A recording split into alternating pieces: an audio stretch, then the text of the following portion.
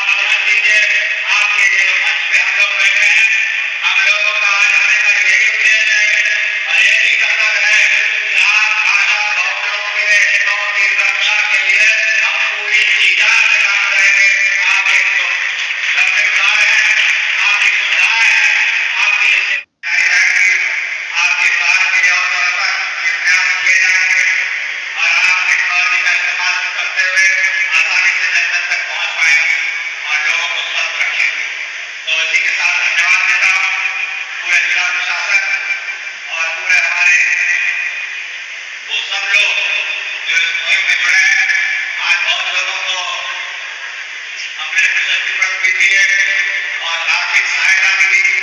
किसी के फसल नष्ट हो गई, किसी के जान माल का नुकसान हो गया, किसी को कृषि क्षेत्र में हमने तंत्र उपलब्ध कराए हैं, ट्रैक्टर से लेकर अन्य चीजें। ये वही कड़ी है मोदी जी और योगी जी के नेतृत्व में और उनके सानिध्य में जो हम काम कर रहे हैं, जनता के लिए, हर वर्ग के लिए सरकार प्रतिबद्ध है। आपके सुख की घड़ी में और आपके दुख की घड़ी में पूरी तरीके से लाभवान होंगे। जो सहायता सरकार देगी, दे पाएगी, उसके लिए मैं आपको वचन देता हूँ, कोई भी वंचित नहीं रहेगा पात्र व्यक्ति। ये सरकार उसी उद्देश्य से काम कर रही है। हमारे भारत का प्रधानमंत्री जी का लक्ष्य विकसित भारत के 2047 होने का, उसमें एक भी पात्र व्यक्ति जितनी योजनाएं चल रही है वो वंचित नहीं रहेगा। ये हम लोग सरकार में रहेंगे, मोदी जी और योगी जी के गवर्नेंस में सुनिश्चित करा के देंगे कि हमारा पीलीभीत और प्रदेश मॉडल बनेगा और दुनिया देखेगी। बहुत बहुत धन्यवाद आप सभी लोग।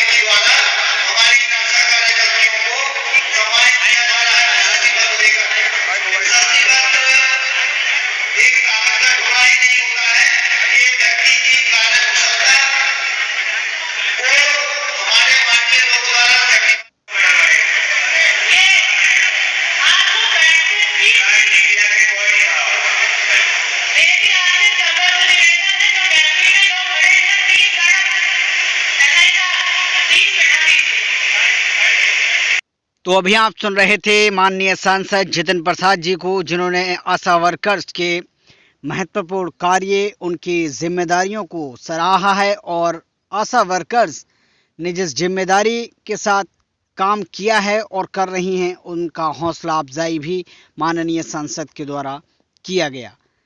बात करते हैं आशा वर्कर्स को जो मानदेय की बात कर रही थी, जो आशा वर्कर्स इस बार उम्मीद लगाकर चल रही थी कि डबल इंजन की सरकार और ख़ासकर पीलीभीत में 2 मंत्री इस समय पद पर आरूढ़ हैं।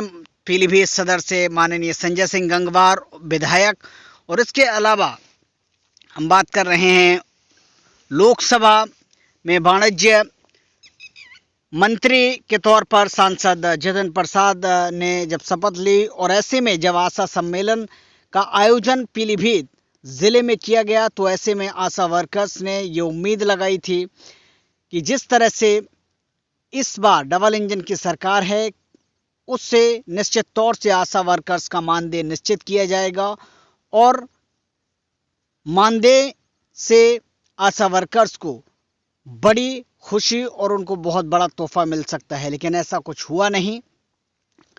प्रधानमंत्री नरेंद्र मोदी ने भी आशा वर्कर्स के कार्यों को सराहा है, उनको यशोदा माता का दर्जा दिया है। लेकिन बहुत सारी आशाओं के मन में एक बहुत बड़ा तीर जब चुभा, जब उनके मानदेय को लेकर कोई भी बात नहीं की गई, ना ही मंच से उनकी समस्याओं को पूछा गया। जो आशा वर्कर्स कोरोना काल में सबसे बड़ी जो कोरोना वॉरियर्स बनकर सामने आए, लोगों के घर घर जाकर उन्होंने अपनी बीमारी को ना देखते हुए लोगों की सेवाएं की। ऐसे में उनको मानदेय ना मिलना और ना मानदेय निश्चित ना होना कहीं ना कहीं उनके लिए काफ़ी निराशा भरा रहा। और ऐसे में जब ये आयोजन समापन हुआ तो आशा वर्कर्स के चेहरे पर वो निराशा, वो हताशा साफ नज़र आई। हज़ारों की संख्या में आई आशा वर्कर्स ने निश्चित तौर पर निराशा उनके चेहरे पर नज़र आई। तो बात करेंगे आशा वर्कर्स के लिए कोई निश्चित मानदेय निर्धारित किया जाए, जिससे उनके हौसला और भी बढ़ सके और वो बड़े उत्साह के साथ कार्यों को अंजाम दे सकें। फिलहाल ऐसी कोई सूचना न तो केंद्र सरकार और न ही राज्य सरकार की तरफ से आई है, जिससे निराश होकर आशा वर्कर्स अपने घरों को लौटी और उनके जो हौसला है, उनका जो उत्साह है, उसमें कमी साफ तौर पर देखी गई जब इस सम्मेलन का समापन पीलीभीत की मंडी में हुआ। फिलहाल इस वीडियो में इतना ही। नमस्कार।